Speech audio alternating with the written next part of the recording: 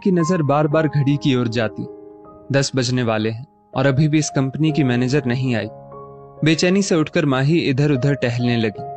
आज 3 दिन से वो इस ऑफिस के चक्कर लगा रही थी और रोज 11 बजे तक वापस चली जाती थी।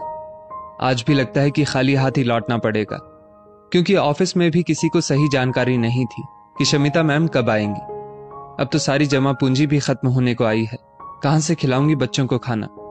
ये बहुत बड़ा प्रश्न माही के सामने खड़ा था। पति के जाने के उपरांत पता नहीं कहां कहां काम मांगने गई, लेकिन किसी ने भी सहायता करने की कोशिश नहीं की और समाज के भूखे भेड़िए और भी गंदी निगाहों से देखते। अभी माही वापस जाने को हुई ही थी कि तभी एक बहुत ही स्मार्ट लेडी ने ऑफिस में कदम रखा। हो ना हो यही शमिता मैम होंगी, माही ने मन ही मन सोचा। तभी ऑफिस के ही लोगों में से एक ने इशारा करके बताया कि यही शमिता मैम है। मैम, ये लड़की 3 दिन से बराबर ऑफिस के चक्कर काट रही है।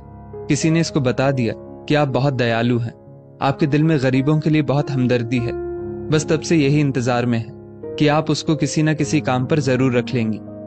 एक कर्मचारी ने पास आकर बताया, ठीक है, मेरे पास भेजो। अपने विनम्र स्वभाव अनुसार शमिता ने माही को बुला लिया। हाँ, तो तुमको क्या चाहिए? जी, कोई भी काम जिससे मेरे मासूम बच्चों को खाना पीना मिल सके। कितना पढ़ी लिखी हो? जी, 8वीं पास हूं। अब 8वीं पास को मैं क्या नौकरी दे सकती हूँ? मैडम जी, बहुत उम्मीद लगाकर आपके पास आई हूं। कहीं कुछ भी काम, मैं आपके घर का झाड़ू पोछा भी कर लूंगी। तुम खाना बना सकती हो? अचानक शमिता के चेहरे पर चमक आ गई। जी मैडम। तो फिर तुम कल से ऑफिस में ही खाना बनाने आ जाना। यहाँ दोपहर में सब लोग ऑफिस में ही खाना खाते हैं और मेरी रसोइया 20-25 लोगों का खाना बनाने में अकेले परेशान हो जाती है। जी मैम साहब। और ये बताओ, रहती कहाँ हो?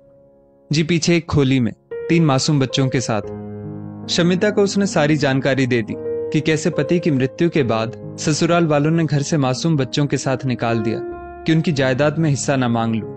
यहाँ तक कि उन्हें नन्हे मासूमों पर भी दया नहीं आई। मायके में भी भाई भौजाई ने सहारा नहीं दिया। उन्होंने भी इस मुसीबत के समय मुंह फेर लिया। ये सब सुनकर शमिता की आंखों में नमी सी तैर गई। कितनी निर्मोही बन जाती है दुनिया पति के असमय जाने के बाद। बहुत कुछ याद आ गया उसको अपने बारे में, लेकिन माता पिता के साथ ने आज उसको इस मकाम पर पहुंचा दिया था। लेकिन हर एक के नसीब में मायके का सुख भी नहीं होता। ऑफिस के पीछे ही खाना बनाने वाली अम्मा अकेली 2 कमरों के घर में रहती है। तुम भी उनके बगल वाले कमरे में शिफ्ट हो जाओ। जी मेम साहब, आप जुग जुग जियो। जैसा आपके बारे में सुना वैसा ही पाया। आप सचमुच दया की मूर्ति हैं। आपको नहीं पता कि आपने मुझ पर कितना बड़ा उपकार किया है। इतना कहकर माही शमिता के पैरों में झुकने लगी। नहीं, ये सब कुछ नहीं। सब इंसान बराबर हैं। कोई किसी के ऊपर उपकार नहीं करता। बस ये सब समय का खेल होता है और कुछ नहीं। आज उसने माही को सहारा देकर 4 जिंदगियों को बर्बाद होने से बचा लिया था। दोस्तों, इस स्टोरी को लेकर आपकी क्या राय है? नीचे कमेंट करके जरूर बताइएगा।